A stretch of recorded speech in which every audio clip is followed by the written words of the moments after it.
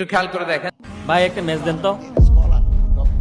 কি দিন পড়লো হুজুরও বিড়ি খায় ম্যাচ কিনবার করছে।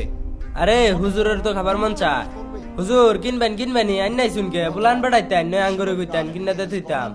আরে আমরা নয় সামনাসামনি খাই, হুজুর মানুষ পলাই তো খাবো। আচ্ছা বাদ দে, হুজুর শরম পাবো।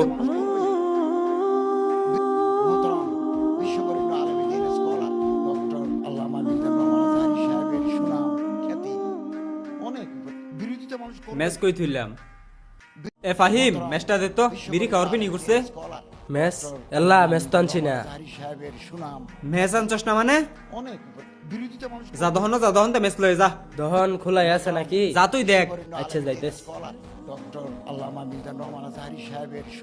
ভাই মেস তো পাইলাম না, দুপুর বেলা তো এলিগে দোকান সব বন্ধ। দূর বেটা। ম্যাচ যে করতে ব্যবস্থা করি। আরে ভাই ওই তো হুজুর আইতাছে। হুজুর এলে লাভ আছে, এমনিতে বিড়ি খাবার পাইতেছি না, হুজুর এলে তো বড় উইটা বড় লাগবো। আর কি আর উঠতে ভরো লাগবো, মনে নাই এই হুজুর তো দিনকে ম্যাচ খেললো, পলাই বিড়ি খায় ম্যাচ লয়ে ঘুরে। ও তাহলে তো ভালাই হইলো, একসাথে খাওয়ান যাবো। হুজুরে ডাক দে। ওই হুজুর এদিকে আহেন। আসসালামু আলাইকুম। ওয়ালাইকুম আসসালাম। হুজুর আইনের ভাই ভালাই হইলো, আইনের ঠিক আছে? কি আছে, কিসের কথা বলতেছেন? ও বুঝছি, ফাহিম হুজুর শরম পাইতাছে, আঙ্গুর সামনে খাবার চাইতেছে না। আরে হুজুর সরম পাওয়ার কিলো, আইনাও খাই না আমরাও খাই, আমরাই তো যাই না একলগেই খাই। আপনারা কি বলতেছেন আমি কিছুই বুঝতেছি না, আপনারা একটু বাইঙ্গা বলেন। ও হুজুর এখন কিছুই জানে না। আচ্ছা সমস্যা নাই হুজুর, আঙ্গুর লগে খাওয়া লাগতো না, আইনে পলাই খাইন যে। আইনের তো ম্যাচ আছে। হ আছে। দিন ম্যাচটা দিন।